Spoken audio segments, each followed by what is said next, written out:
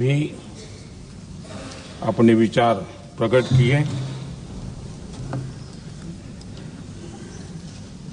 और स्वाभाविक है कि लोकतंत्र की परंपरा भी है।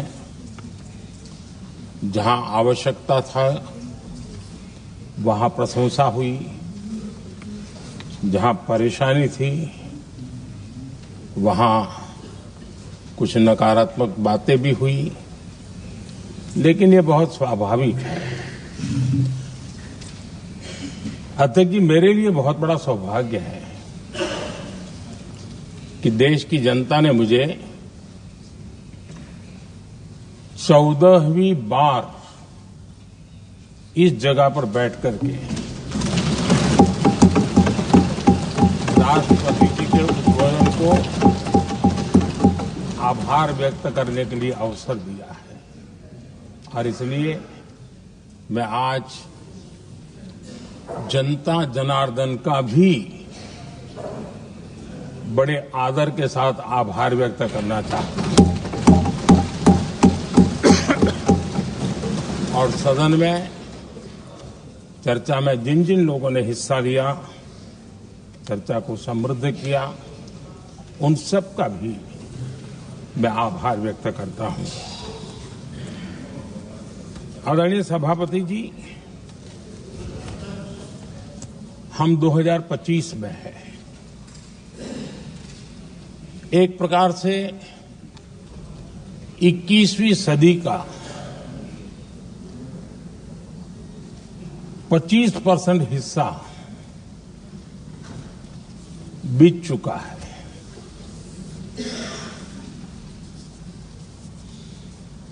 समय तय करेगा 20वीं सदी के आजादी के बाद और 21वीं सदी के प्रथम 25 साल में क्या हुआ, कैसा हुआ।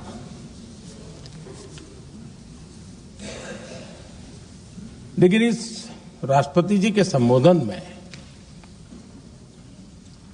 अगर हम बारीकी से अध्ययन करेंगे तो ये साफ नजर आता है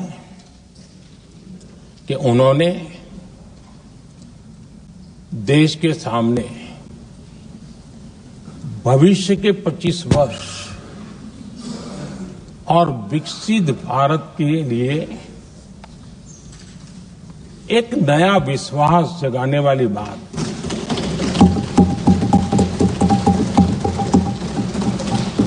एक प्रकार से आदरणीय राष्ट्रपति जी का ये उद्बोधन विकसित भारत के संकल्प को मजबूती देने वाला है, नया विश्वास पैदा करने वाला है और जन सामान्य को प्रेरित करने वाला है। आदरणीय सभापति जी, सारे अध्ययन बार बार ये कह चुके हैं कि गत 10 वर्ष में देश की जनता ने हमें सेवा करने का मौका दिया। 25 करोड़ देशवासी गरीबी को परास्त करके गरीबी से बाहर निकले।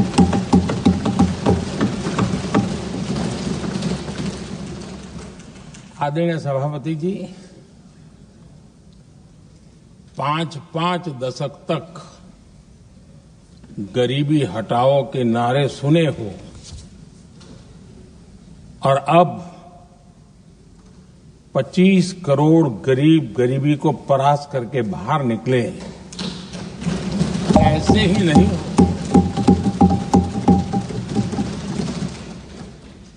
योजनाबद्ध तरीके से, समर्पित भाव से, अपनेपन की पूरी संवेदनशीलता के साथ जब गरीबों के लिए जीवन खपाते हैं ना, तब ये होता है। आदरणीय सभापति जी, जब जमीन से जुड़े लोग जमीन की सच्चाई को जानते हुए जमीन पर जीवन खपाते हैं, तब जमीन पर बदलाव निश्चित होके रहता है।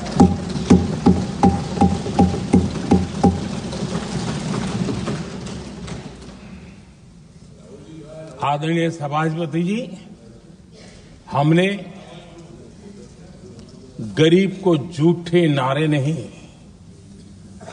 हमने सच्चा विकास दिया।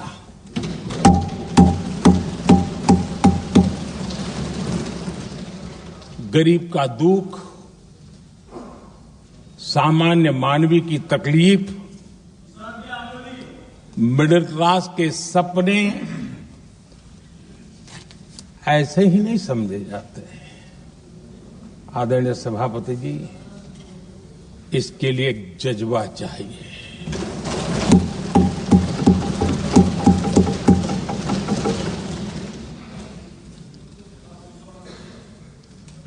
और मुझे दुख के साथ कहना है कि कुछ लोगों में ये है ही नहीं।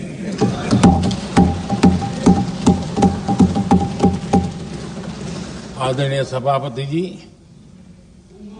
बारिश के दिनों में कच्ची छत, फुसकी, प्लास्टिक की चादर वाली छत, उससे नीचे जीवन गुजारना कितना मुश्किल होता है। पल पल सपने रौंद दिए जाते हैं, ऐसे पल होते हैं, ये हर कोई नहीं समझ सकता। आदरणीय सभापति जी, अब तक गरीबों को 4 करोड़ घर मिले हैं।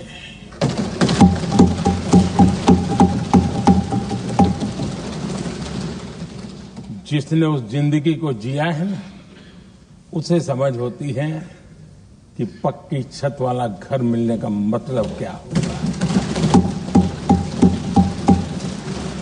आदरणीय सभापति जी, एक महिला जब खुले में शौच जाने के लिए मजबूर हो जाती है, वो या तो सूर्योदय के पहले या सूर्यास्त के बाद, कठिनाइयों के झेलने के बाद इस छोटा सा अपना नित्य कर्म करने के लिए निकल सकती है। तब उसे क्या तकलीफ होती थी, ऐसे लोग समझ नहीं सकते। आदरणीय सभापति जी, हमने 12 करोड़ से ज्यादा शौचालय बनाकर बहनों बेटियों की मुश्किलें दूर की।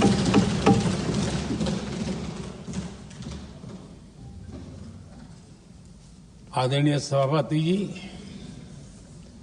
आजकल मीडिया में ज्यादा ही चर्चा हो रही है, सोशल मीडिया में और अधिक हो रही है। कुछ नेताओं का फोकस घरों में जकूजी पर, स्टाइलिश शावर्स पर, लेकिन हमारा फोकस तो हर घर जल पहुंचाने पर है।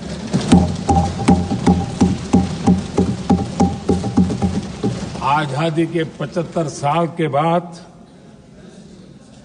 देश में 75% करीब 16 करोड़ से भी ज्यादा घरों के पास जल का करने के लिए नल का कनेक्शन नहीं था। हमारी सरकार ने 5 साल में 12 करोड़ परिवारों को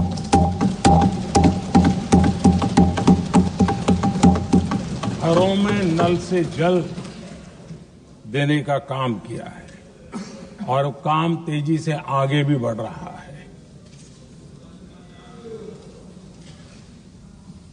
आदरणीय सभापति जी, हमने गरीबों के लिए इतना काम किया और इसके कारण आदरणीय राष्ट्रपति जी ने अपने अभिभाषण में इसका विस्तार से वर्णन किया है। जो लोग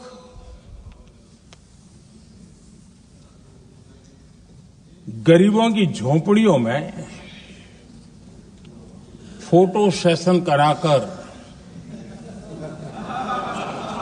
अपना मनोरंजन करते रहते हैं, उन्हें संसद में गरीबों की बात बोरिंग ही लगेगी।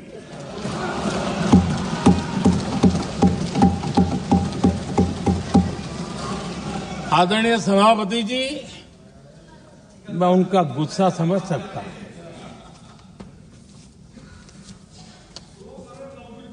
आदरणीय सभापति जी,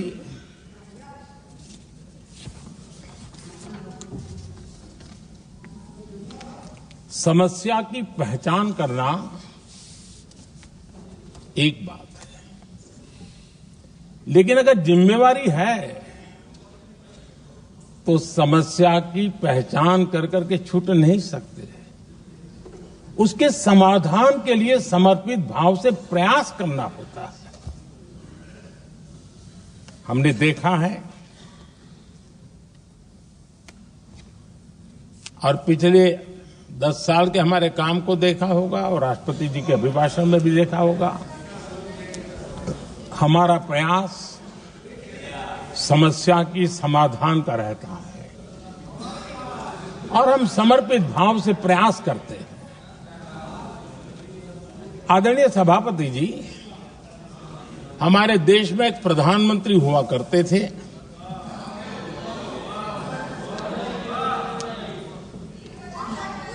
उनको मिस्टर क्लीन करने कहने की एक फैशन हो गई थी।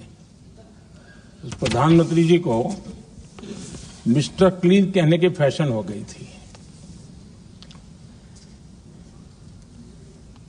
उन्होंने एक समस्या को पहचाना था और उन्होंने कहा था कि दिल्ली से 1 रुपया निकलता है तो गांव में 15 पैसा पहुंचता है।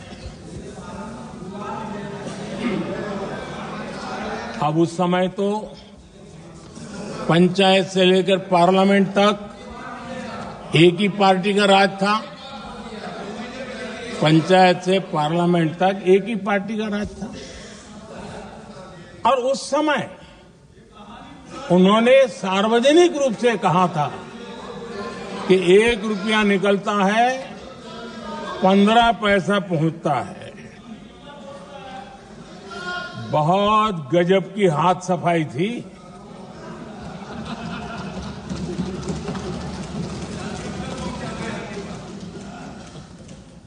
पंद्रह पैसा किसके पास जाता था, ये देश का सामान्य मानवी भी आसानी से समझ सकता है।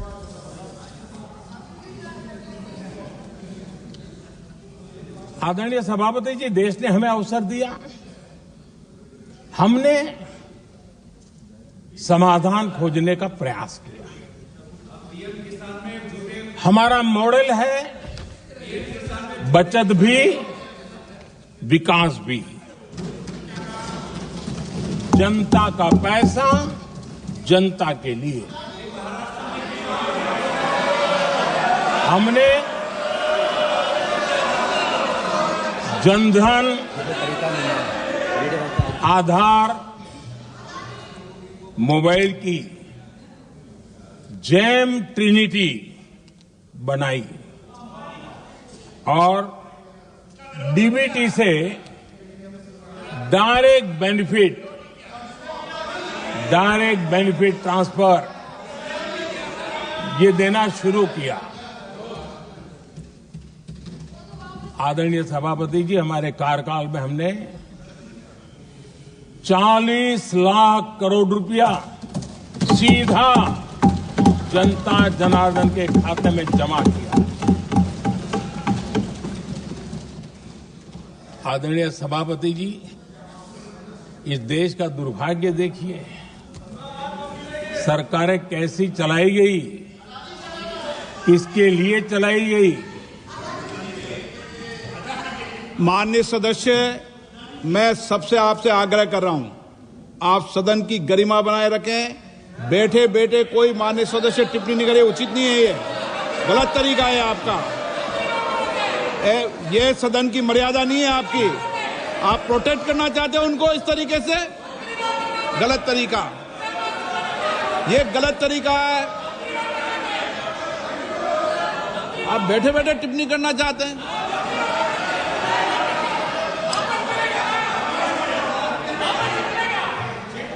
आदरणीय सभापति जी,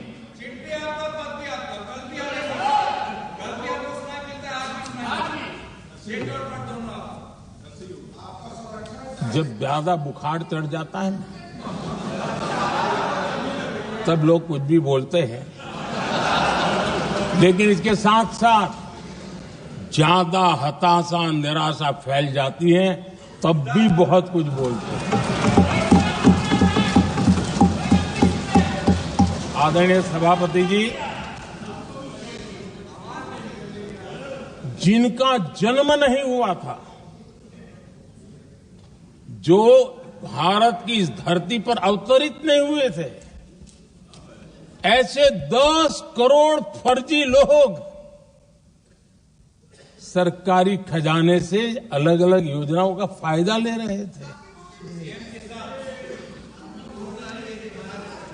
आदरणीय सभापति जी, सही को अन्याय न हो इसलिए राजनीतिक फायदा नुकसान की परवाह किए बिना हमने इन 10 करोड़ फर्जी नामों को हटाया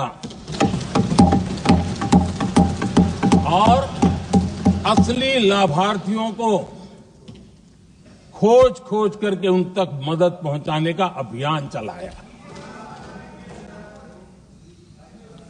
आदरणीय सभापति जी, ये 10 करोड़ फर्जी लोग जब हटे और भिन्न भिन्न योजनाओं का हिसाब लगाएं तो करीब करीब 3 लाख करोड़ रुपया गलत हाथों से जाने से बच गए। मैं हाथ किसका था ये नहीं कह रहा हूं, गलत हाथों से। आदरणीय सभापति जी, हमने सरकारी खरीद में भी टेक्नोलॉजी का भरपूर उपयोग किया, ट्रांसपेरेंसी लाए और जेम पोर्टल, जो आज राज्य सरकारें भी उसका उपयोग कर रही है, जेम पोर्टल से जो खरीदी हुई उससे आमतौर पर जो खरीदी होती है उससे कम पैसों में खरीदी हुई और सरकार के 1,15,000 करोड़ रुपए की बचत हुई।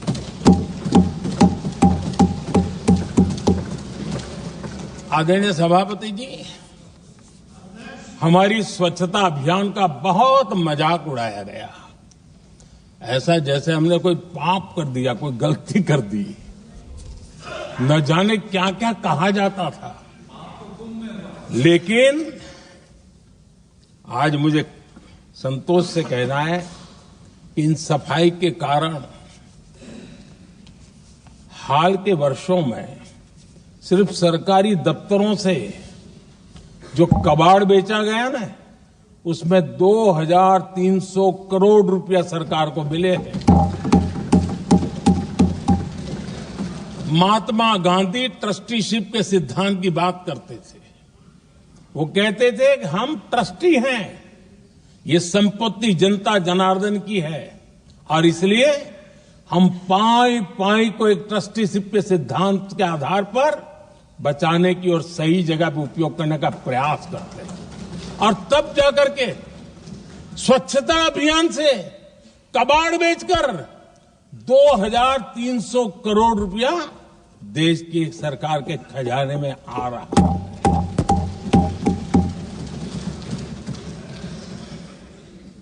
आदरणीय सभापति जी, हमने एक महत्वपूर्ण निर्णय लिया इथेनॉल ब्लेंडिंग का।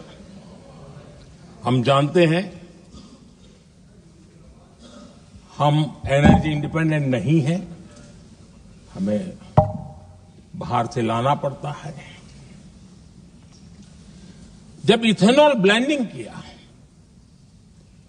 और हमारे पेट्रोल डीजल की आय कम हुई, उस एक निर्णय से 1 लाख करोड़ रुपए का फर्क पड़ा है।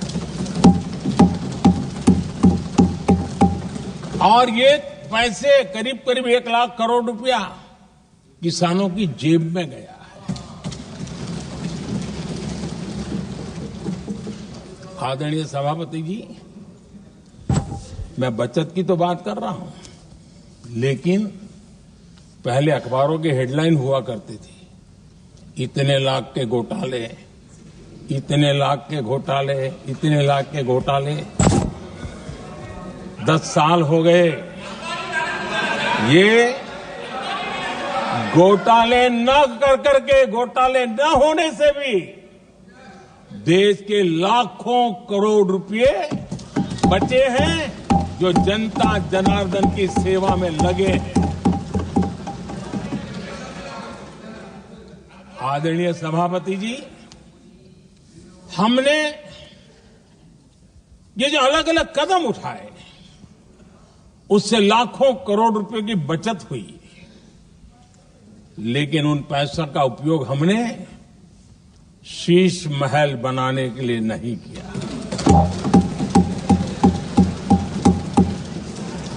इसका उपयोग हमने देश बनाने के लिए किया है।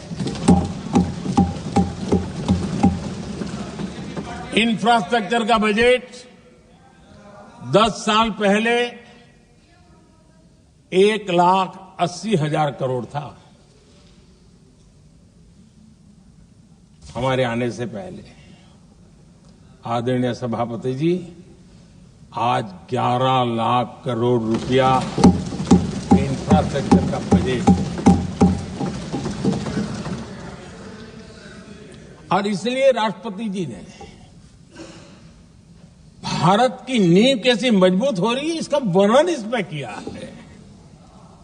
रोड हो, हाईवे हो, रेलवे हो, ग्राम सड़क हो, इन सभी कामों के लिए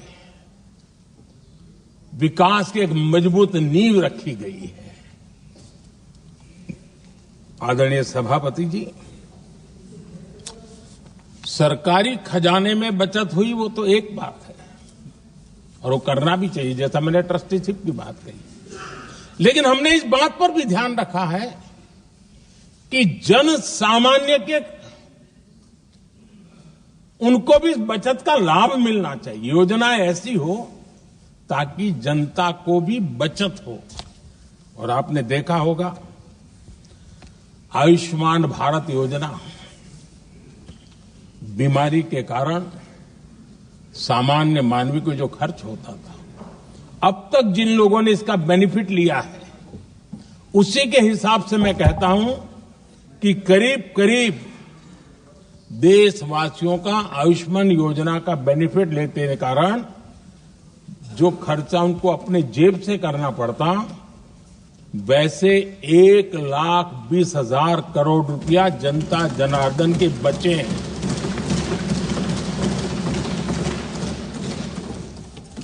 ये आवश्यक है कि अब जैसे जन औषधि केंद्र, आज मध्यम वर्ग के परिवार में 60-70 साल उम्र के परिवार के स्वजन हो तो स्वाभाविक है कोई न कोई बीमारी आ ही जाती है। दवाई का खर्चा भी होता है, दवाएं महंगी भी होती है।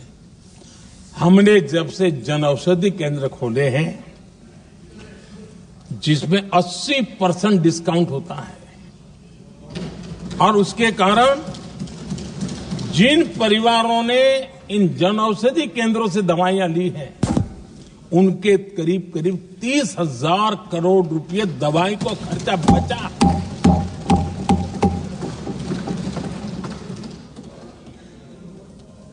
आदरणीय अध्यक्ष जी, यूनिसेफ का भी अनुमान है, उनका कहना है कि जिसके घर में स्वच्छता और टॉयलेट बना, उन्होंने इसका बड़ा सर्वे किया था, उस परिवार को करीब करीब साल भर में 70,000 रुपए की बचत हुई है। बनाने का काम कहो, शुद्ध जल पहुंचाने का काम करो, कितना बड़ा फायदा हमारे सामान्य परिवार को हो रहा है। आदरणीय अध्यक्ष जी, नल से जल, मैंने प्रारंभ में उसका उल्लेख किया। WHO की एक रिपोर्ट आई है। WHO का कहना है कि नल से जल शुद्ध पानी मिलने के कारण उन परिवारों में जो अन्य बीमारियों के खर्चे होते थे, औसत 40,000 रुपया परिवार का बचा है।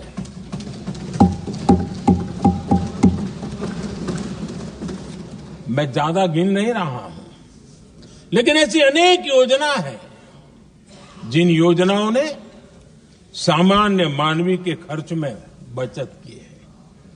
आदरणीय सभापति जी, करोड़ों देशवासियों को मुफ्त अनाज, उसके भी उस परिवार के हजारों रुपये बचते हैं। PM सूर्यघर मुफ्त बिजली योजना,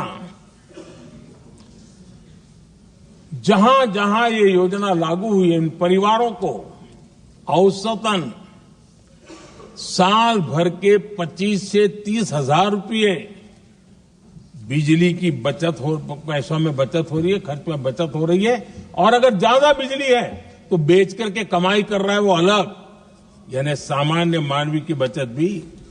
हमने LED बल्ब का एक अभियान चलाया था। आपको मालूम है कि हमारे आने से पहले LED बल्ब 400 रुपये में बिकते थे। हमने इतना अभियान चलाया, उसकी कीमत 40 रुपये हो गई। और LED बल्ब के कारण बिजली की भी बचत हुई और उजाला भी ज्यादा मिला, और उसमें देशवासियों के करीब 20,000 करोड़ रुपए बचे हैं। आदरणीय सभापति जी, जिन किसानों ने सॉइल हेल्थ कार्ड का वैज्ञानिक तरीके से उपयोग किया है, उनको बहुत फायदा हुआ है, और ऐसे किसानों को प्रति एकड़ 30,000 रुपये की बचत हुई है। आदरणीय अध्यक्ष जी, बीते 10 साल में इनकम टैक्स को कम करके भी हमने मिडिल क्लास की बचत को बढ़ाने का काम किया है। आदरणीय अध्यक्ष जी, 2014 के पहले ऐसे बम गोले फेंके गए, बंदूक की ऐसी गोलियां चलाई गई कि देशवासियों का जीवन छलनी कर दिया गया था। हमने धीरे धीरे उन घावों को भरते भरते आगे बढ़े। 2 लाख करोड़ रुपया, 2 लाख रुपया 2013-14 में 2 लाख रुपये, सिर्फ 2 लाख रुपये, उस पर इनकम टैक्स माफी थी। और आज 12 लाख रुपये संपूर्ण रूप से इनकम टैक्स से मुक्ति। और हमने बीच के कालखंड में भी 14 में भी 17 में भी 19 में भी 23 में भी हम लगातार ये करते आए, घाव भरते गए और आज बैंडेज बाकी था वो भी कर लिया। स्टैंडर्ड डिडक्शन उसके अगर 75,000 जोड़ दें तो 1 अप्रैल के बाद देश में जो सैलरीड क्लास है उनके 13.25 लाख रुपए तक कोई इनकम टैक्स नहीं देना पड़ेगा।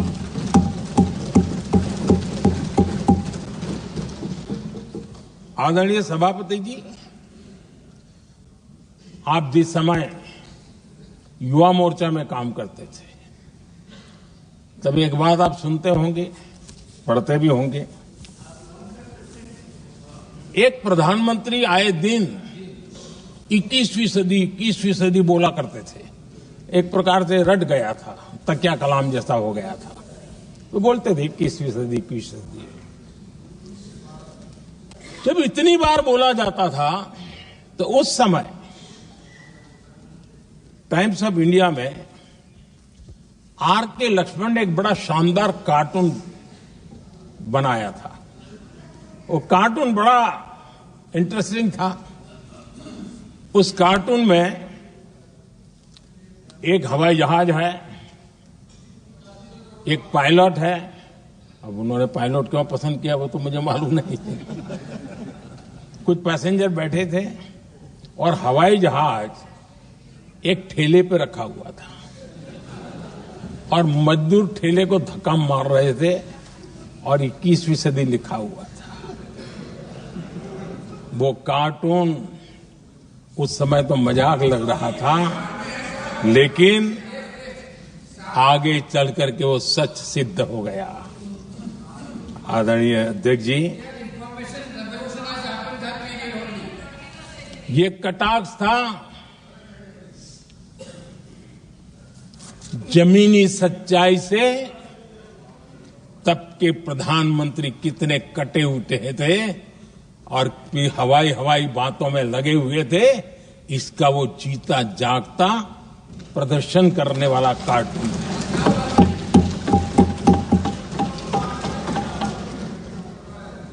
आदरणीय अध्यक्ष जी, जिन्होंने तब 21वीं सदी की बातें की थी, वो 20वीं सदी की जरूरतों को भी पूरा कर नहीं पाए थे। आदरणीय अध्यक्ष जी, आज जब मैं देखता हूं, पिछले 10 साल से सारी बीतों को बारीकी से देखने का अवसर मिला है, तो मुझे बड़ा दर्द होता है।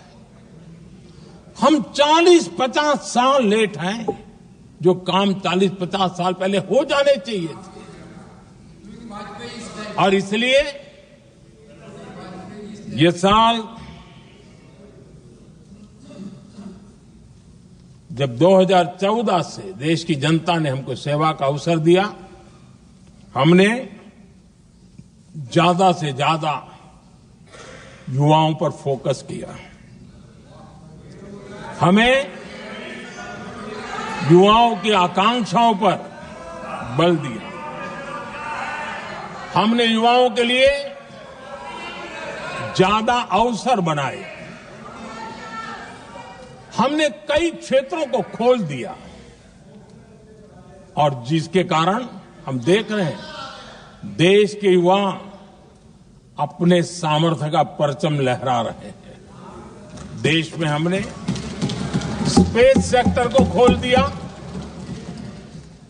डिफेंस सेक्टर को खोला, सेमीकंडक्टर मिशन लेकर के आए,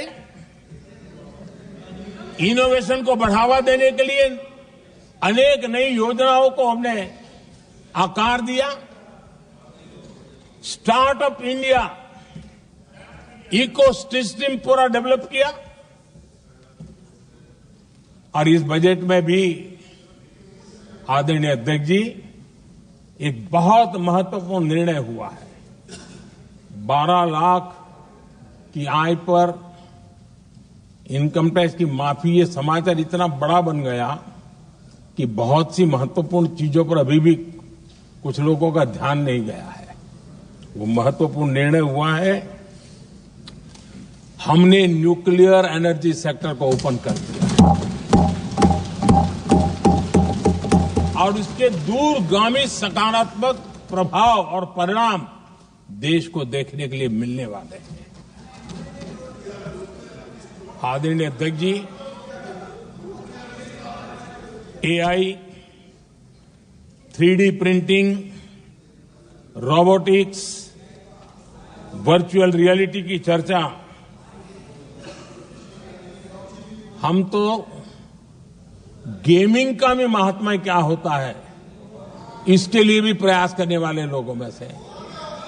मैंने देश के नौजवानों से कहा है कि दुनिया का गेमिंग क्रिएशन का, क्रिएटिविटी वर्ल्ड का कैपिटल भारत क्यों न बने। और मैं देख रहा हूं बहुत तेजी से हमारे लोग काम कर रहे हैं।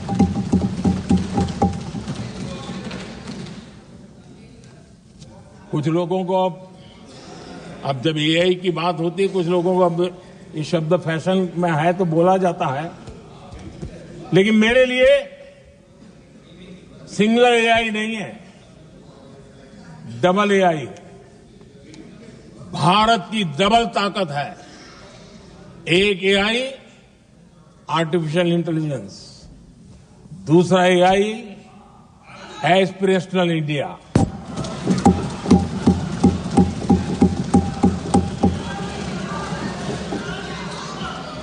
हमने स्कूलों में 10,000 टिंकरिंग लैब्स शुरू किए और आज उन टिंकरिंग लैब से निकले बच्चे रोबोटिक्स बना करके लोगों को चकित कर रहे हैं।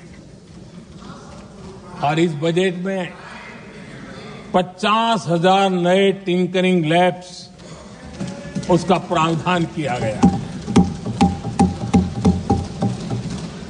भारत वो देश है जिसके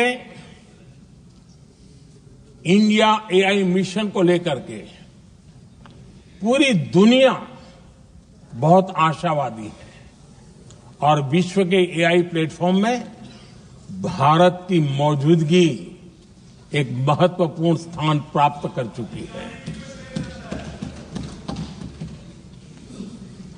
आदरणीय अध्यक्ष जी, इस साल बजट में हमने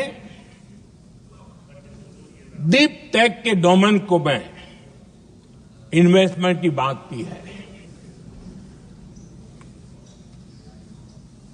और डीप टेक मैं समझता हूं हमारे लिए तेज गति से आगे बढ़ने के लिए और 21वीं सदी पूरी तरह टेक्नोलॉजी ड्रिवन सेंचुरी है।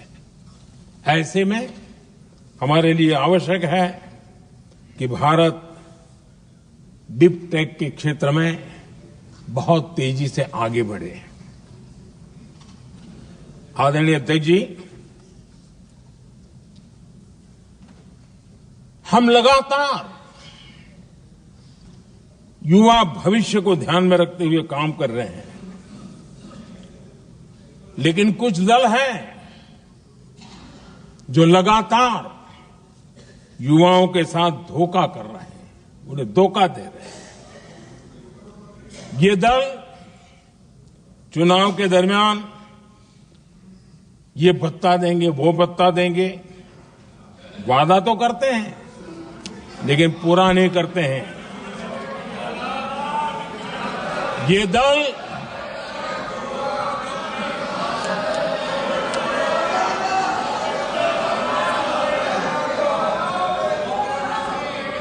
प्लीज माननीय सदस्य गरिमा प्रतिष्ठा बनाए रखें। भारत की संसद में आप प्लीज बैठे बैठे टिप्पणी नहीं करें और नए माननीय सदस्य बैठे बैठे टिप्पणी कर रहे हैं।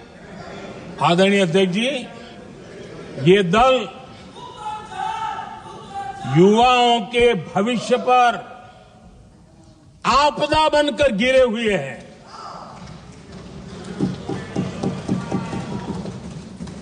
आदरणीय अध्यक्ष जी, हम कैसे काम करते हैं, ये हरियाणा में अभी अभी देश ने देखा है। बिना खर्ची, बिना पर्ची नौकरी देने का वादा किया था। सरकार बनते ही नौकरी मिल गई नौजवानों को। हम जो कहते हैं उसी का परिणाम है। आदरणीय अध्यक्ष जी, हरियाणा में तीसरी बार भव्य विजय और हरियाणा में के इतिहास में तीसरी बार विजय, ये अपने आप में ऐतिहासिक घटना है। आदरणीय अध्यक्ष जी, महाराष्ट्र में भी ऐतिहासिक परिणाम, जनता जनार्दन के आशीर्वाद। महाराष्ट्र के इतिहास में सत्ता पक्ष के पास इतनी सीटें पहली बार, ये जनता जनार्दन के आशीर्वाद से हम करके आए हैं।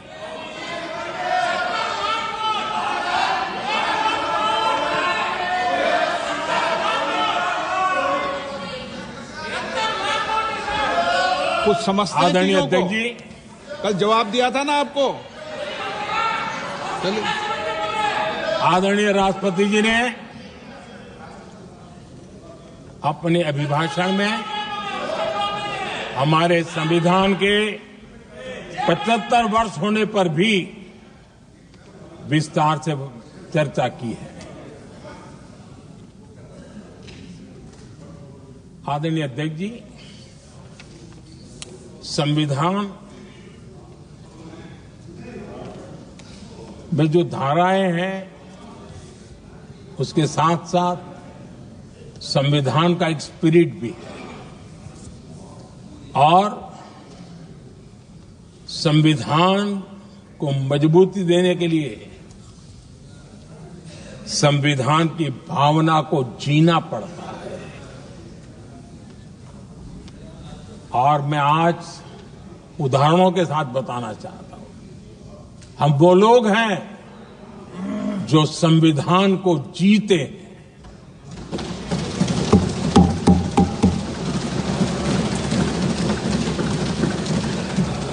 आदरणीय अध्यक्ष महोदय, हमारे यहां ये बात सही है, परंपरा है कि राष्ट्रपति जी जब उद्बोधन करते हैं तो उस सरकार के उस साल के कार्यकाल का ब्यौरा देते हैं।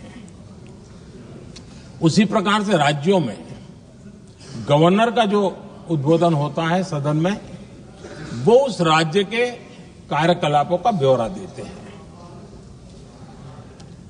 संविधान और लोकतंत्र का स्पिरिट क्या होता है? जब गुजरात के 50 वर्ष हुए, गोल्डन जुबली ईयर मना रहे थे और सद्भाग्य से मुझे उस समय मुख्यमंत्री के रूप में सेवारत था मैं,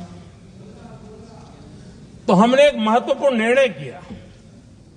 हमने किया इस गोल्डन जुबली ईयर में पिछले 50 वर्ष में सदन में जितने भी गवर्नर के भाषण हुए, मतलब उस समय की सरकारों का ही वाहवाही उसमें होती है, हमने कहा कि उन 50 साल में जितने भी गवर्नर के भाषण हुए हैं सबको ही एक पुस्तक के रूप में तैयार किया जाए, ग्रंथ बनाया जाए और आज सभी लाइब्रेरीज में वो ग्रंथ अवेलेबल है।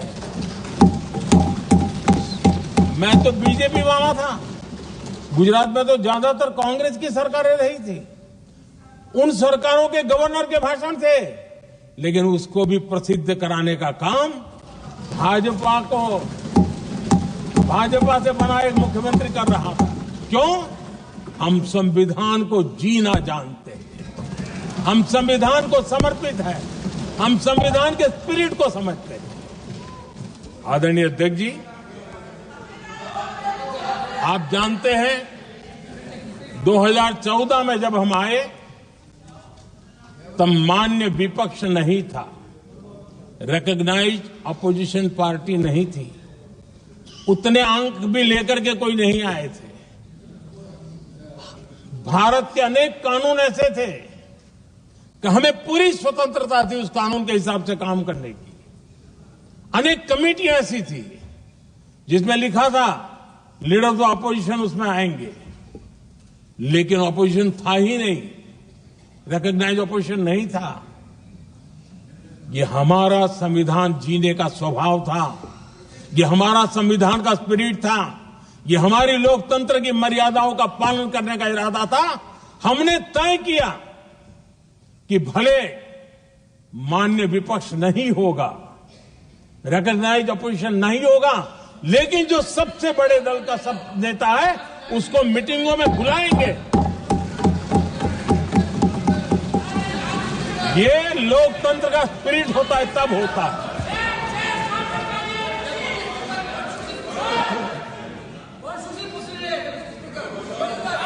चुनाव आयोग की कमेटियां, आदरणीय अध्यक्ष जी, पहले तो प्रधानमंत्री फाइल करके निकालते थे।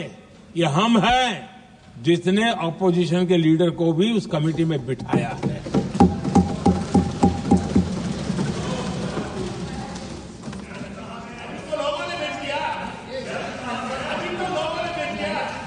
और हमने इसके लिए कानून भी बनाया और आज विधिवत रूप से इलेक्शन कमीशन बनेगा तो अपोजिशन लीडर भी उसके निर्णय की प्रक्रिया में हिस्सा होंगे। ये काम हम करते हैं और ये मैंने पहले ही कहा, हम इसलिए करते हैं कि हम संविधान को जीते हैं। आदरणीय अध्यक्ष जी, दिल्ली में आपको कई स्थान ऐसे मिलेंगे जहां कुछ परिवारों ने अपने म्यूजियम बना करके रखे हुए हैं।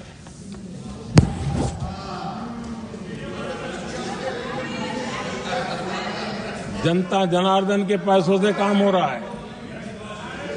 लोकतंत्र का स्पिरिट क्या होता है, संविधान को जीना किसको कहते हैं। हमने पीएम म्यूजियम बनाया और देश के पहले से लेकर के मेरे पूर्व तक के सभी प्रधानमंत्रियों के जीवन को और उनके कार्य को उस पीएम म्यूजियम बनाया गया है।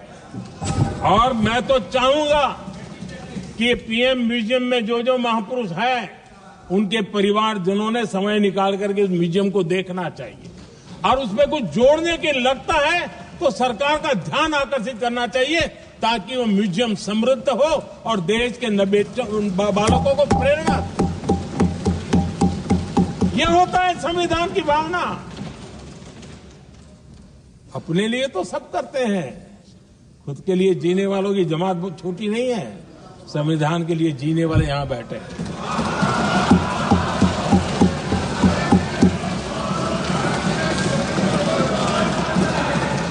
आदरणीय अध्यक्ष जी,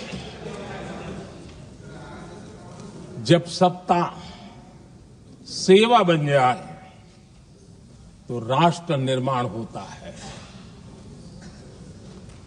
जब सत्ता को विरासत बना दिया जाए तब लोकतंत्र खत्म हो जाता है।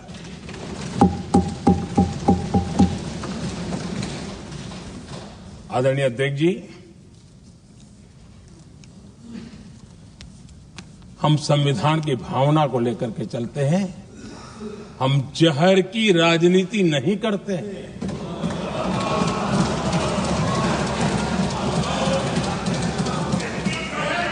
हम देश की एकता को सर्वोपरि रखते हैं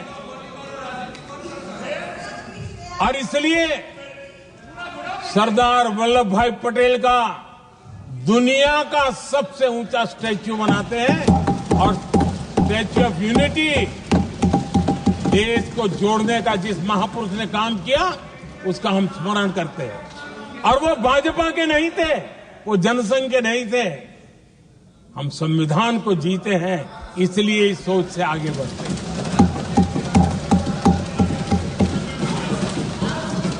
आदरणीय अध्यक्ष जी, ये देश का दुर्भाग्य है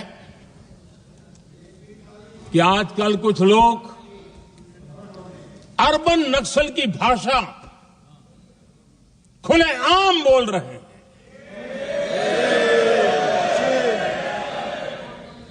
और अर्बन नक्सल जिन बातों को बोलते हैं, इंडियन स्टेट के सामने मोर्चा लेना, ये अर्बन नक्सल की भाषा बोलने वाले, इंडियन स्टेट के खिलाफ लड़ाई की घोषणा करने वाले न संविधान को समझ सकते हैं, न देश की एकता को समझ सकते हैं।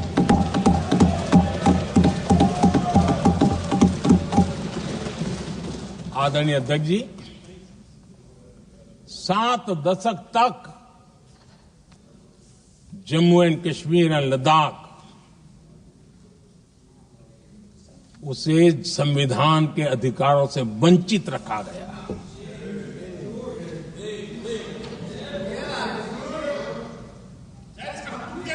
ये संविधान के साथ भी अन्याय था और जम्मू कश्मीर और लद्दाख के लोगों के साथ भी अन्याय था। हमने आर्टिकल 370 की दीवार गिरा दी। अब जम्मू कश्मीर और लद्दाख के उन राज्यों को, देशवासियों को जो अधिकार हैं, वो अधिकार उनको मिल रहे हैं। और संविधान का महात्म्य हम जानते हैं, संविधान की भावना को जीते हैं, इसलिए ऐसे मजबूत निर्णय भी हम करते हैं। आदरणीय अध्यक्ष जी, हमारा संविधान हमें भेदभाव करने का अधिकार नहीं देता है। जो लोग संविधान को जेब में लेकर के जीते हैं, उनको पता नहीं है कि आपने मुस्लिम महिलाओं को कैसी मुसीबतों में जीने के लिए मजबूर कर दिया था। हमने ट्रिपल तलाक का खात्मा कर करके संविधान की भावना के अनुरूप मुस्लिम बेटियों को हक देने का काम किया है, समानता का अधिकार दिया है।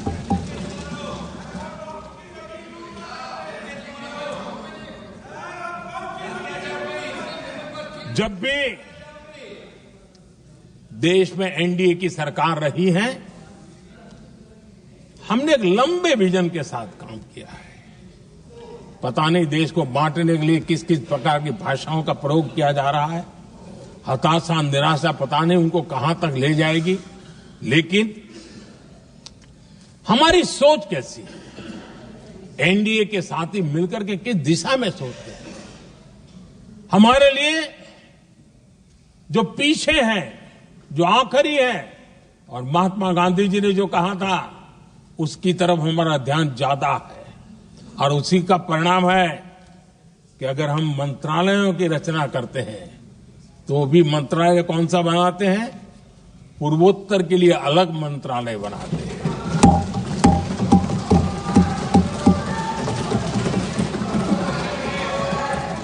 हम देश में इतने साल हो गए, अटल जी आए तब तक किसी को समझ नहीं आया था।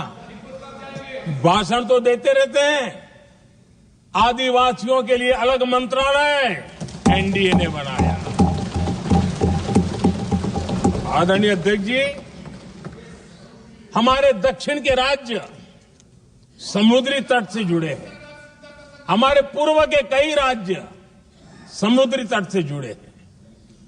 वहां के समाज में फिशरीज का काम और फिशरमैन की संख्या बहुत बड़ी तादाद में है। उनका भी ख्याल रखना चाहिए। और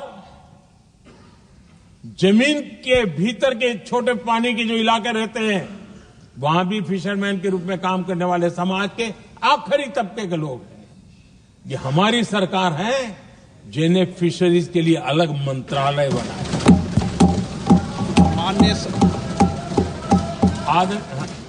माननीय सदस्यों, अगर सभा की सहमति हो तो सभा की कार्रवाई इस विषय की समाप्ति तक बढ़ा दी जाए।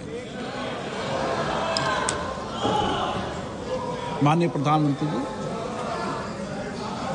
आदरणीय अध्यक्ष जी,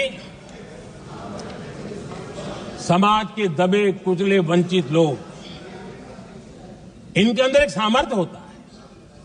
अगर स्किल डेवलपमेंट पर बल दिया जाए तो उनके लिए नए अवसर बन सकते हैं, उनकी आशा आकांक्षा के अनुरूप जिंदगी बना सकते हैं। और इसलिए हमने अलग स्किल मंत्रालय बनाया। आदरणीय अध्यक्ष जी, देश में लोकतंत्र का पहला धर्म होता है कि हम सत्ता को सामान्य से सामान्य नागरिक तक और समृद्ध बनाने के लिए और तंदुरुस्त बनाने के लिए देश के करोड़ों लोगों को जोड़ने का उसमें अवसर है। अनेक क्षेत्रों में कोऑपरेटिव मूवमेंट को बढ़ाया जा सकता है और उसको ध्यान में रखते हुए हमने अलग कोऑपरेटिव मंत्रालय बनाया। विजन क्या होता है ये यहां पता चलता है। आदरणीय अध्यक्ष जी, जाति की बातें करना कुछ लोगों के लिए फैशन बन गई है। पिछले 30 साल से सदन में आने वाले ओबीसी समाज के सांसद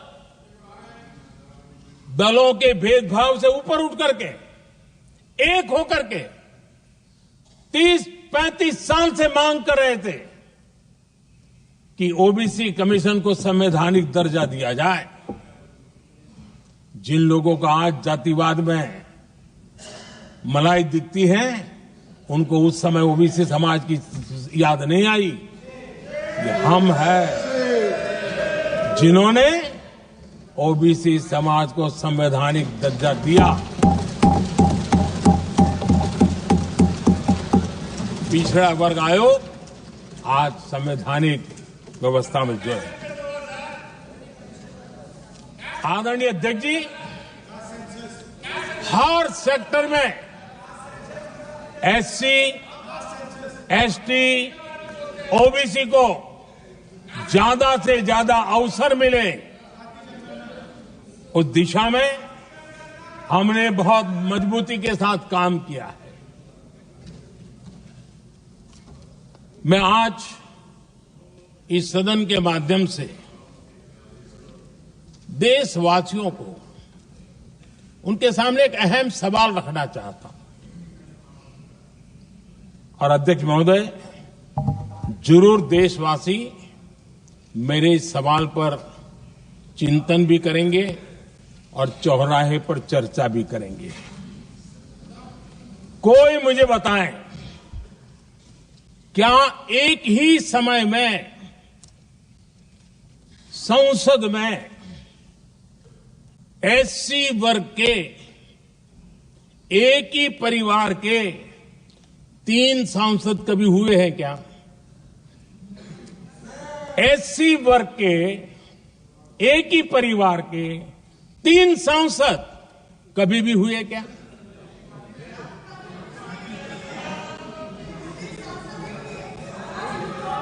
मैं दूसरा सवाल पूछता हूं, कोई मुझे बताए कि एक ही कालखंड में, एक ही समय में संसद में एसटी वर्ग के एक ही परिवार के 3 एमपी हुए हैं क्या?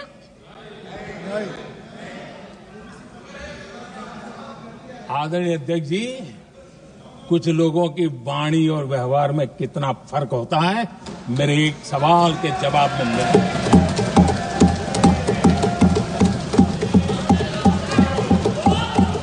जमीन आसमान का अंतर होता है, रात दिन का अंतर होता है।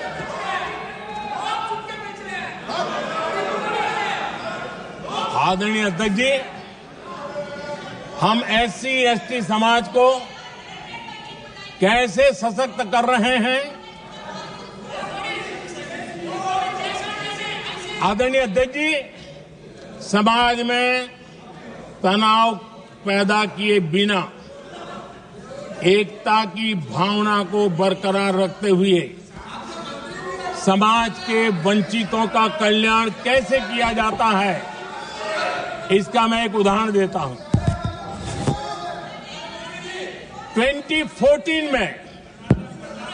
2014 में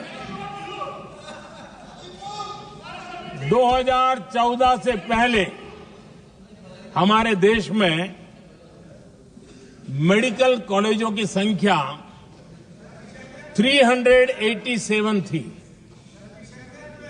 2014 के पहले मेडिकल कॉलेज की संख्या 387 थी। आज 780 मेडिकल कॉलेज हैं।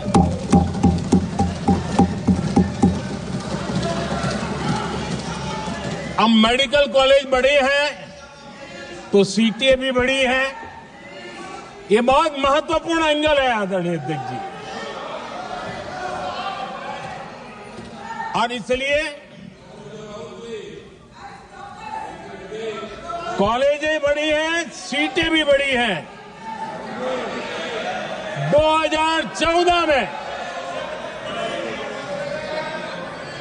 2014 में हमारे देश में एससी छात्रों की 2014 से पहले हमारे देश में एससी छात्रों की एमबीबीएस की सीट 7,700 थी। हमारे आने से पहले दलित समाज के हमारे 7,700 युवा डॉक्टर बनने की संभावना थी। 10 साल हमने काम किया।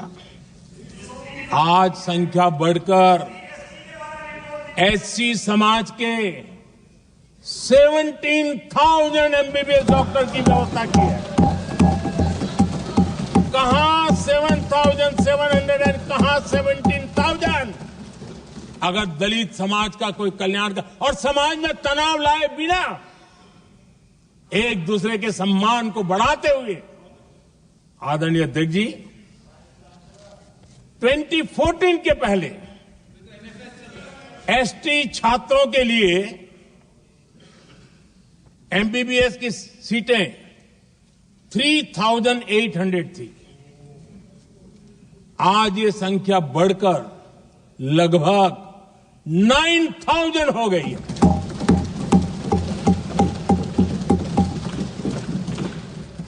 ट्वेंटी 14 के पहले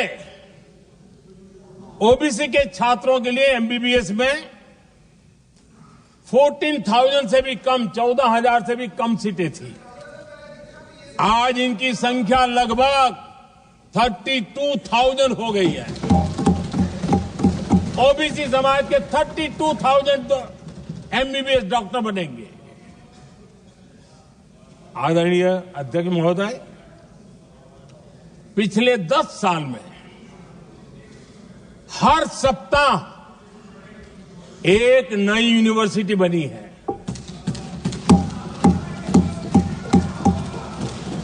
हर दिन एक नई आईटीआई बनी है।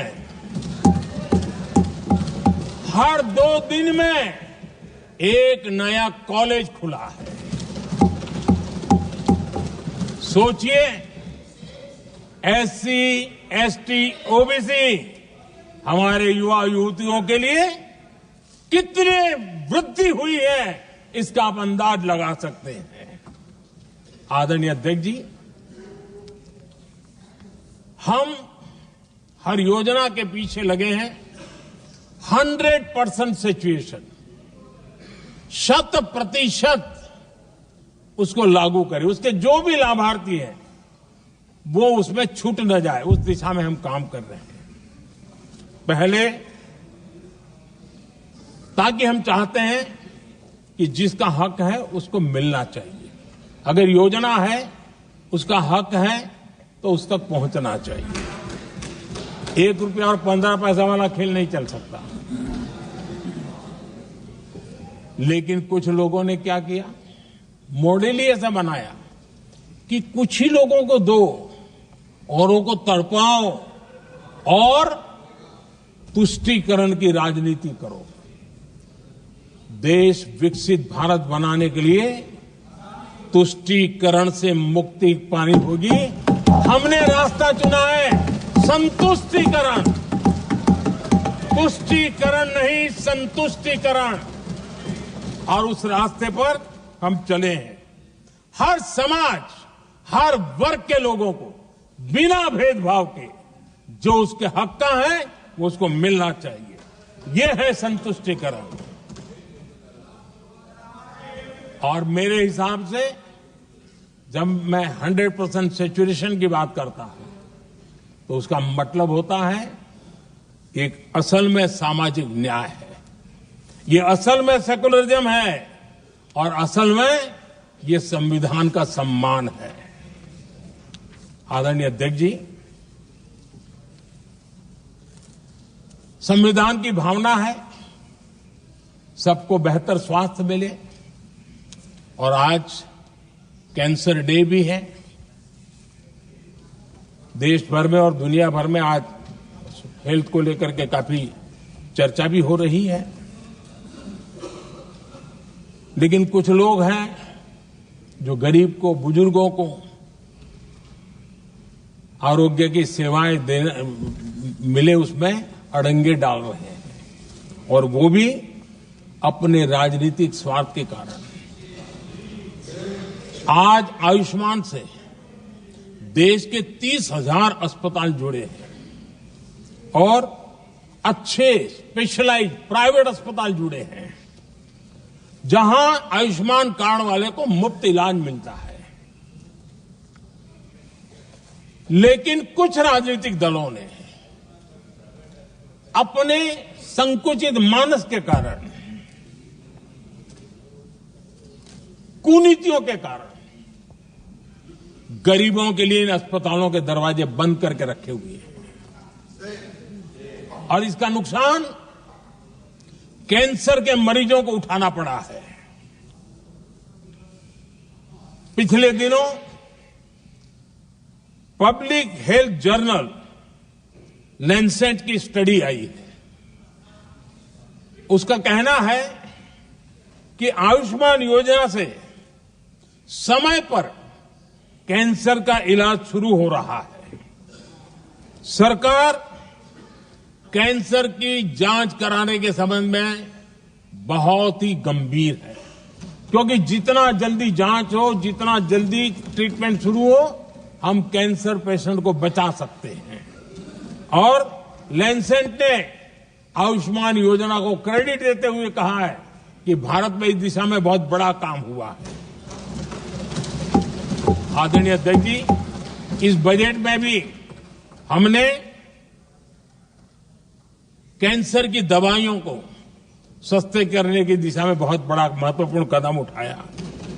एक महत्वपूर्ण जो निर्णय लिया है वो आने वाले दिनों में, और जब आज कैंसर डे है तो मैं जरूर कहना चाहूंगा सभी माननीय सांसद इसका लाभ ले सकते हैं अपने इलाके के ऐसे मरीजों के लिए। और वो है मरीजों को, आप जानते हैं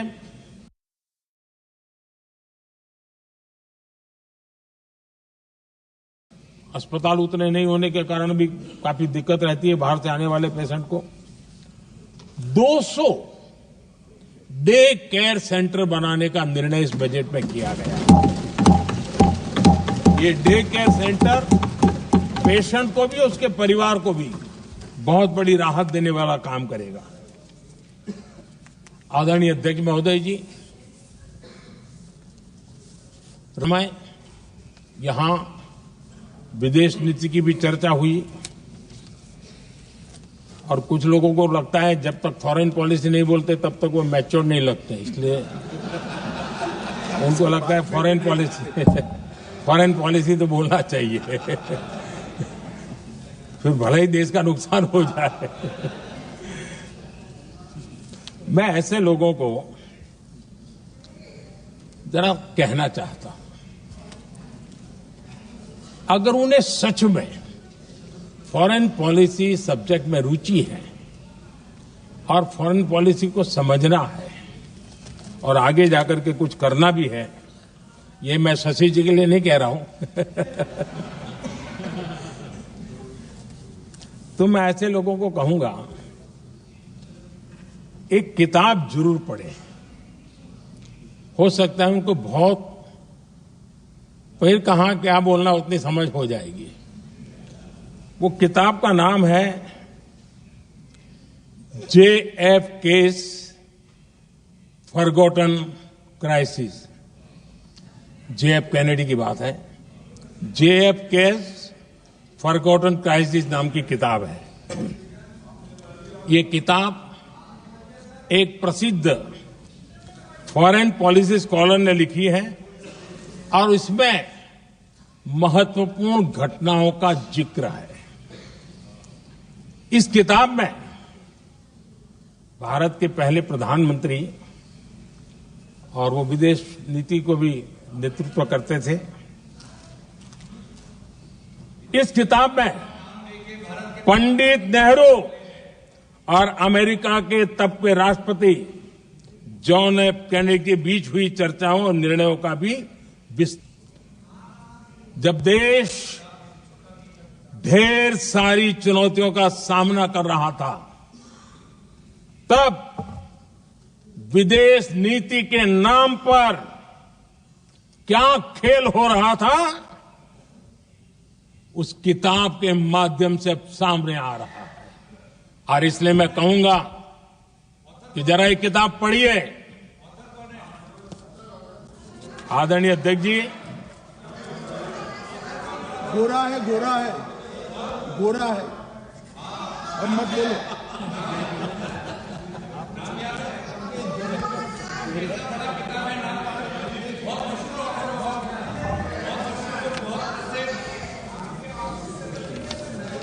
आदरणीय अध्यक्ष जी,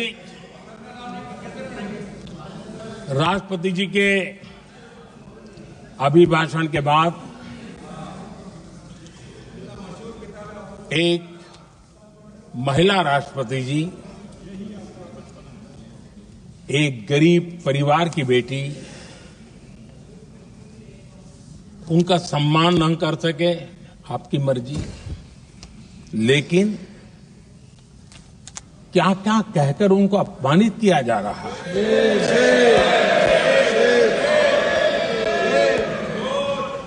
मैं राजनीतिक हताशा निराशा समझ सकता हूं, लेकिन एक राष्ट्रपति के खिलाफ क्या कारण है? क्या कारण है?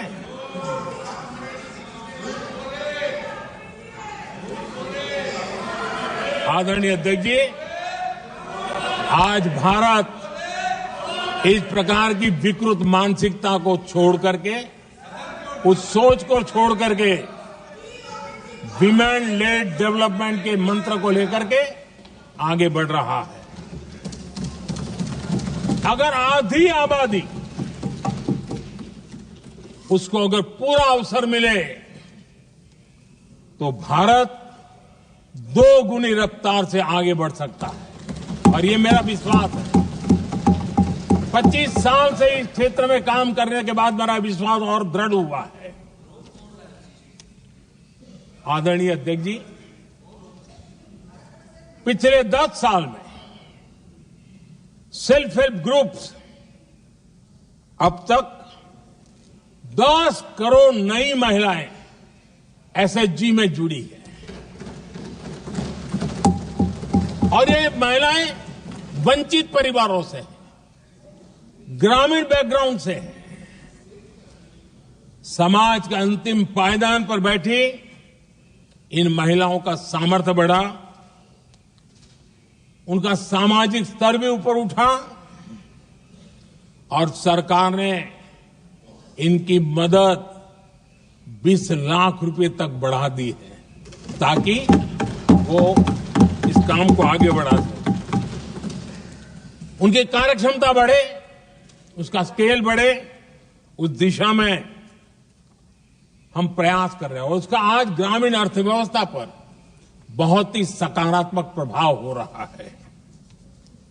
आदरणीय अध्यक्ष जी, राष्ट्रपति जी ने अपने अभिभाषण में लखपति दीदी अभियान की चर्चा की है, हमारी नई सरकार तीसरी बार बनने के बाद अब तक जो जानकारियां रजिस्टर हुई है उस हिसाब से 50 लाख से ज्यादा लखपति दीदी की जानकारी हम तक पहुंची है। और जब से मैंने इस योजना को आगे बढ़ाया है अब तक करीब करीब 1.25 करोड़ महिलाएं लखपति दीदी बनी हैं। और हमारा लक्ष्य है कि हम 3 करोड़ महिलाओं को लखपति दीदी बनाएंगे और इसके लिए आर्थिक कार्यक्रमों का बल दिया जाएगा। आदरणीय अध्यक्ष जी, आज देश के अनेक गांवों में ड्रोन दीदी की चर्चा हो रही है। एक मनोवैज्ञानिक परिवर्तन गांवों में आया है। महिला के हाथ में ड्रोन चलाते हुए देख के गांव के लोगों का महिला के प्रति देखने का नजरिया बदल रहा है। और आज नमो ड्रोन दीदी खेतों में काम कर करके लाखों रुपया कमाने लगी हैं।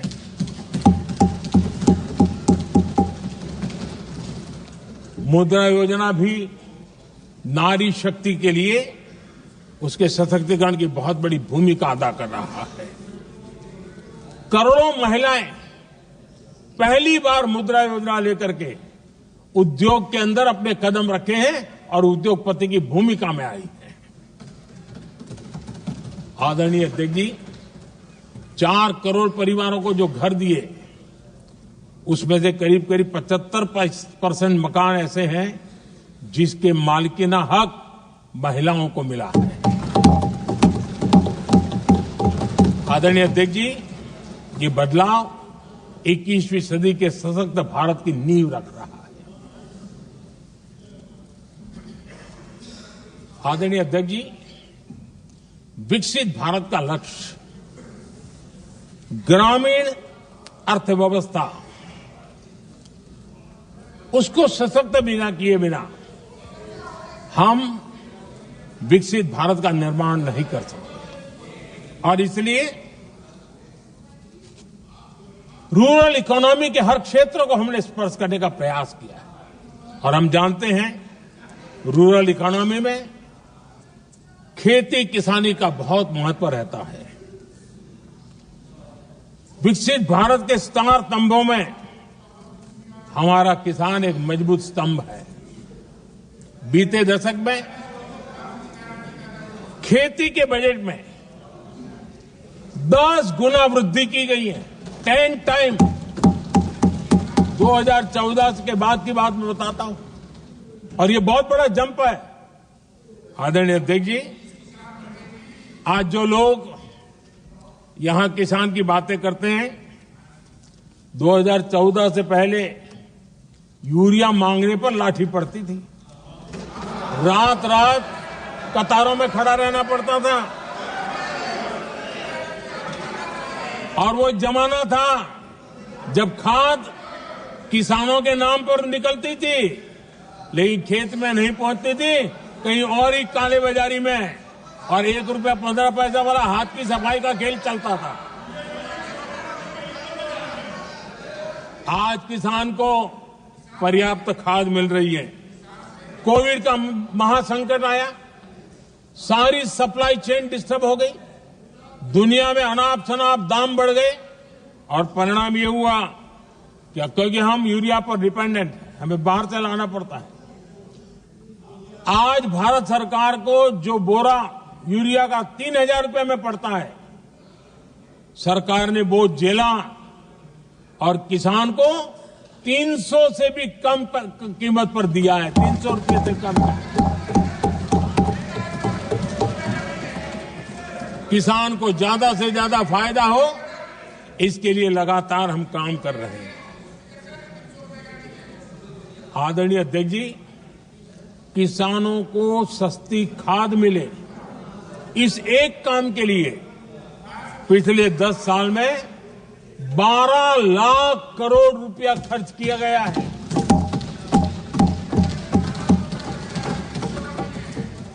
पीएम किसान सम्मान निधि, उसे करीब 3.5 लाख करोड़ रुपए डायरेक्ट किसान के खाते में पहुंचे हैं। हमने रिकॉर्ड एमएसपी भी बढ़ाया और पहले की तुलना में बीते दशक में 3 गुना अधिक हमने खरीदी की है।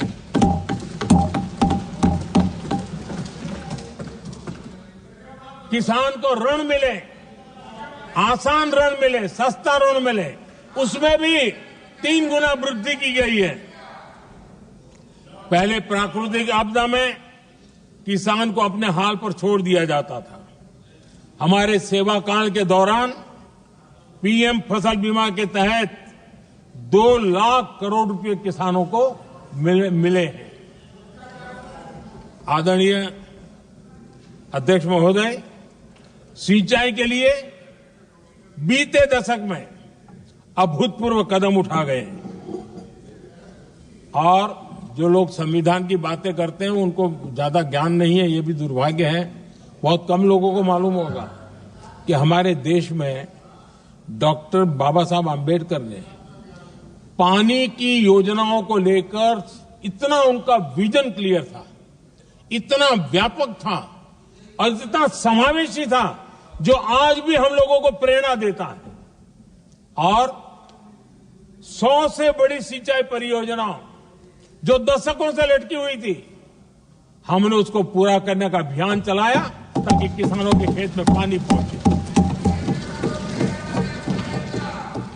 बाबा साहब का विजन था नदियों को जोड़ने का।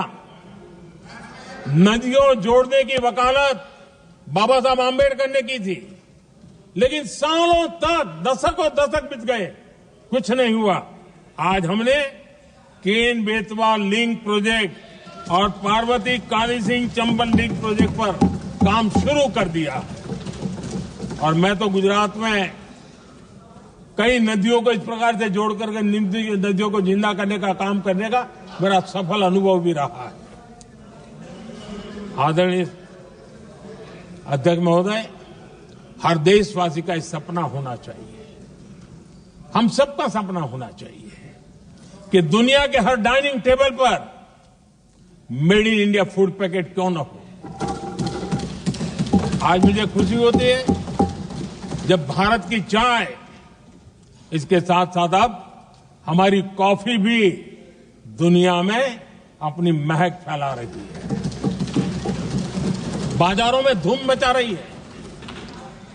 इवन हमारा टर्मरिक कोविड के बाद सबसे ज्यादा मांग बढ़ी है। आदरणीय अध्यक्ष जी, आप जरूर देखेंगे आने वाले समय में हमारा प्रोसेस सी फूड,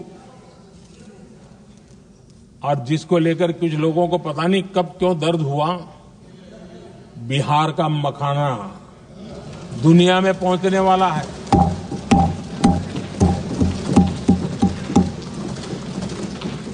हमारा मोटा अनाज यानी श्री अन्न, ये भी दुनिया के बाजारों में भारत की शान बढ़ाएगा। आदरणीय अध्यक्ष महोदय, विकसित भारत के लिए फ्यूचर रेडी शहर वो भी बहुत जरूरी है। हमारा देश बहुत तेजी से अर्बनाइजेशन की ओर बढ़ रहा है और इसे चुनौती और संकट नहीं मानना चाहिए, इसे अवसर मानना चाहिए और हमने उस दिशा में काम आगे करना चाहिए। इंफ्रास्ट्रक्चर का विस्तार अवसरों का प्रसार होता है। जहां कनेक्टिविटी बढ़ती है वहां संभावनाएं भी बढ़ती हैं। दिल्ली यूपी को जोड़ने वाली पहली नमो रेल, उसका लोकार्पण था और मुझे भी उसमें यात्रा करने का अवसर मिला। ऐसी कनेक्टिविटी, ऐसा इंफ्रास्ट्रक्चर भारत के सभी प्रमुख शहरों को पहुंचे, ये हमारी आने वाले दिनों की जरूरत है और हमारी दिशा है।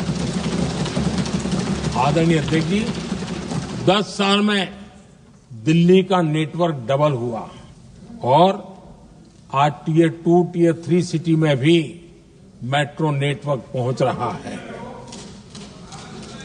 आज हम सभी गर्व कर सकते हैं, आज भारत का मेट्रो नेटवर्क 1000 किलोमीटर पार कर गया।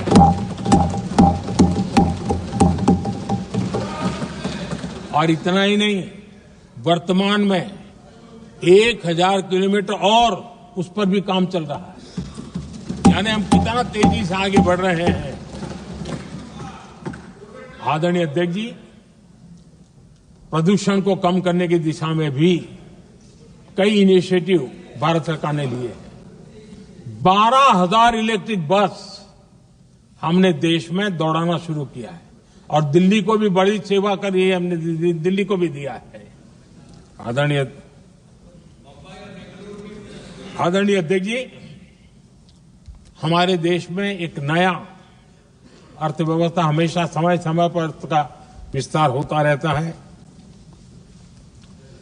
आज बड़े शहरों में गिग इकोनॉमी एक महत्वपूर्ण एरिया डेवलप हो रहा है।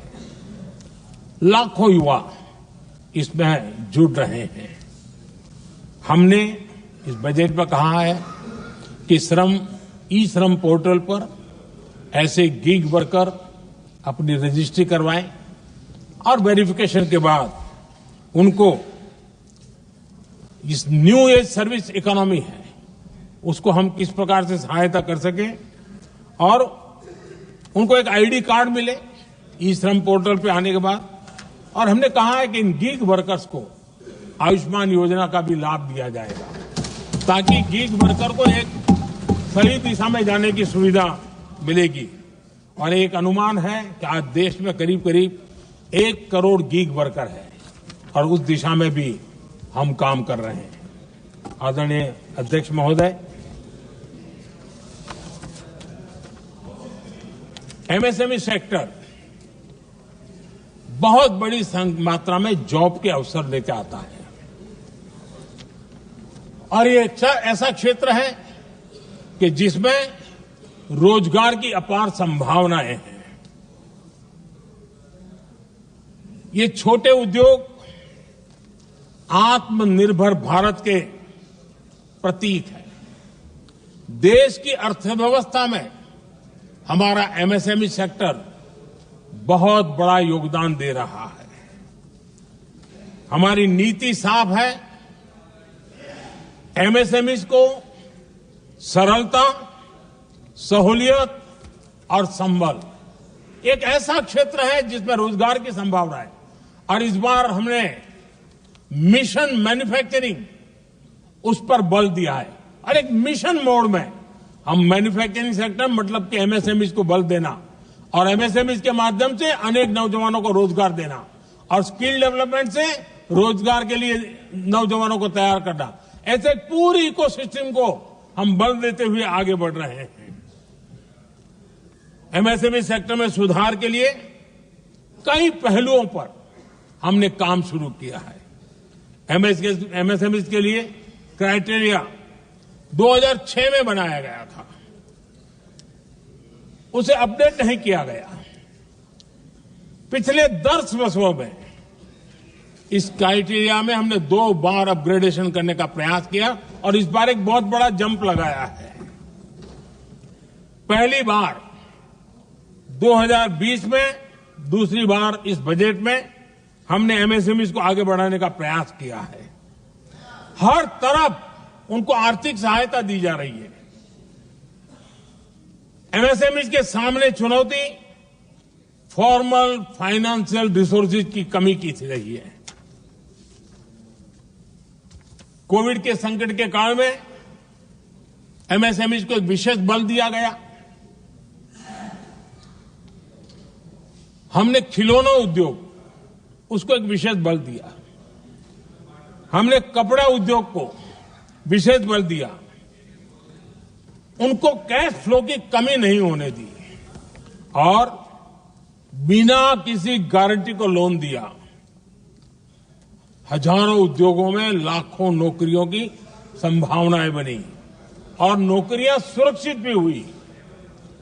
छोटे उद्योग, उनके लिए customized credit card, credit guarantee coverage, उस दिशा में हमने कदम उठाए जिसके कारण वो अपने ईज ऑफ डूइंग बिजनेस को भी बढ़ावा मिले और वो गैर जरूरी नियमों को कम करने के कारण उनका एडमिनिस्ट्रेटिव बोझ जो रहता था एक आध व्यक्ति को उनको काम पर पैसा देना पड़ता था, वो भी बंद कर दिया गया। एमएसएमई को बढ़ावा देने के लिए जो हमने नई नीतियां बनाई है, आपको खुशी होगी, एक समय था 2014 के पहले खिलौने जैसी चीजें हम इंपोर्ट करते थे।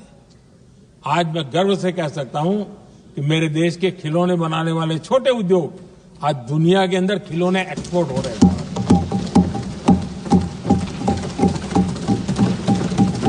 और आयात में बहुत बड़ी गिरावट आई है। निर्यात में करीब 239% वृद्धि हुई है। एमएसएमई के जरिए संचालित ऐसे कई सेक्टर्स हैं जो दुनिया भर में अपनी पहचान बना रहे हैं। मेड इन इंडिया कपड़े, इलेक्ट्रॉनिक्स, इलेक्ट्रिकल गुड्स के सामान आज दूसरे देशों के जीवन का हिस्सा बन रहा है। आदरणीय अध्यक्ष जी, विकसित भारत के सपने को पूरा करने के लिए देश आगे बढ़ रहा है और बड़े आत्मविश्वास के साथ आगे बढ़ रहा है। विकसित भारत का सपना ये कोई सरकारी सपना नहीं होता है, वो 140 करोड़ देशवासियों का सपना है। और इस सपने को हम सब ने जितनी ऊर्जा दे सकते हैं देने का प्रयास करना है। और दुनिया में उदाहरण है, 20-25 साल के कालखंड में दुनिया के कई देश विकसित बनकर के दिखाया है। तो भारत के पास तो सामर्थ्य अपार है। हमारे पास डेमोग्राफी है, डेमोक्रेसी है, डिमांड है, हम क्यों नहीं कर सकते? इस विश्वास के साथ हमें आगे बढ़ना है। और हम भी 2047 जब देश आजाद होगा, तब आजादी के 100 साल होंगे जब, तब हम विकसित भारत बन के रहेंगे। ये सपने लेकर के चलना चाहिए। और आदरणीय अध्यक्ष जी, मैं विश्वास से कहता हूं हमें और बड़े लक्ष्य पार करने, और हम करके रहेंगे। और माननीय अध्यक्ष जी, ये तो अभी हमारी तीसरी ही टर्म है।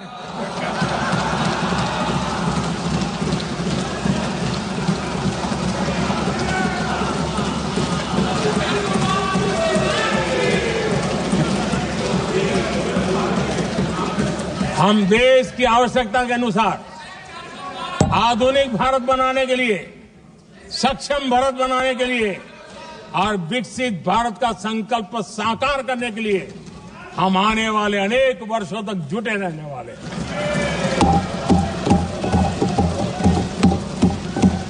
आदरणीय अध्यक्ष जी, मैं सभी दलों से आग्रह करता हूं,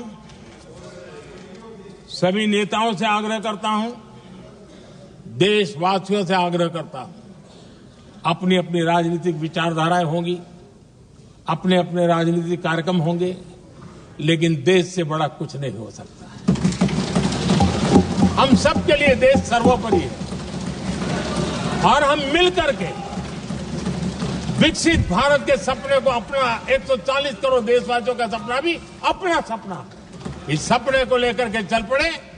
देश विकसित होगा, हमारे बाद की जो पीढ़ियां होगी वो कहेगी कि 2025 में एक संसद ऐसी थी जहां बैठा हुआ हर सांसद विकसित भारत के सपने के लिए पूरा करने के लिए काम कर रहा था। आदरणीय अध्यक्ष जी, मैं राष्ट्रपति जी के अभिभाषण पर अपना धन्यवाद व्यक्त करते हुए आपका भी आभार व्यक्त करता हूं, सदन का भी आभार व्यक्त करता हूं। धन्यवाद। धन्यवाद। प्रस्ताव पर श्री अमरा राम जी, प्रोफेसर सौगत राय जी, श्री एन.के. प्रेमचंद्र जी, सुधाकर सिंह जी, श्री लालजी वर्मा, विशाल दादा, प्रकाश बाबू पाटिल एवं टी सुमिति ने अनेक संशोधन प्रस्तुत किए गए हैं। अब मैं सभी संशोधनों को एक साथ सभा में मतदान के लिए रखता हूं। प्रश्न है कि माननीय सदस्यों द्वारा प्रस्तुत सभी संशोधनों को स्वीकृत किया जाए। जो सदस्य पक्ष में हाँ कहें, जो विरोध में ना गए, मेरे विचार में निर्णय ना वालों के पक्ष में संशोधन अस्वीकृत हुआ। अब मैं राष्ट्रपति के अभिभाषण पर धन्यवाद प्रस्ताव को सभा में मतदान के लिए रखता हूं। प्रश्न है कि महामहिम राष्ट्रपति जी की सेवा में निम्नलिखित शब्दों में एक समावेदन प्रस्तुत किया जाए कि सत्र में समवेत लोकसभा के सदस्य राष्ट्रपति जी के उस अभिभाषण को जो उन्होंने 31 अगस्त 2025 को एक साथ समवेत संसद की दोनों सभाओं के समक्ष देने की कृपा की है, उनके लिए हम अत्यंत आभारी हैं। जो सदस्य इसके पक्ष में हाँ कहें, जो विरोध में ना कहें, मेरे विचार में निर्णय हाँ वालों के पक्ष में प्रस्ताव स्वीकृत हुआ। सभा की कार्रवाई गुरुवार दिनांक 6 फरवरी 2025 को 11 बजे तक के लिए स्थगित की जाती है। साफ नजर आता है कि उन्होंने देश के सामने भविष्य के 25 वर्ष और विकसित भारत के लिए